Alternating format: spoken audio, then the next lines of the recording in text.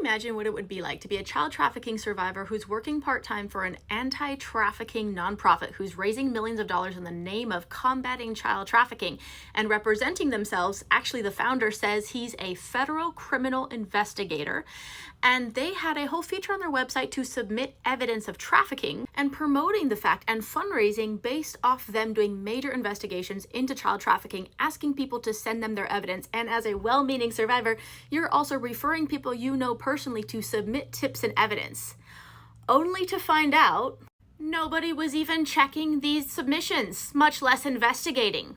Nobody for like 6 months. Despite all the feedback I submitted to help this be even more effective, despite all the discussions, all the videos the founder made, and all the ways he represented himself and his Viper team as investigating these cases, but then literally nobody was even checking the email or looking at any of these inquiries. Now, myself and someone else who worked there at the time didn't know this because we were on the education and awareness side, and we did really good work on that lane, right? On the investigations and combating child trafficking lane, we were being told a lot of things, but more importantly, the public and the volunteers at the time were being told by the founder that we had a whole investigation team. Now, when it came to my attention, nobody was following up on this. I started following up, right? So I started sending it to all the people like, hey, why is nobody checking this?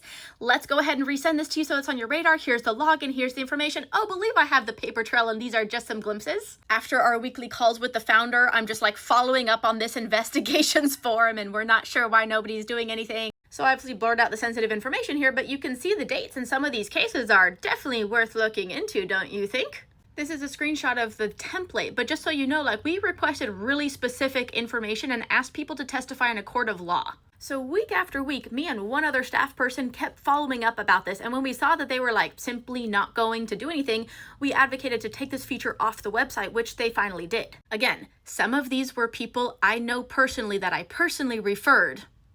Now that was a couple years ago when I still worked for them, but as of today, they actually have this report trafficking feature back up on their website. I haven't worked with them for over a year and a half, so I honestly don't know who's checking this or not, but I just want you to show there's really specific information here. They are soliciting trafficking evidence.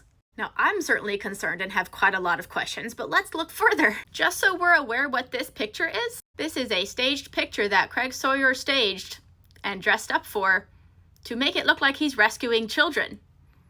And it's on a billboard.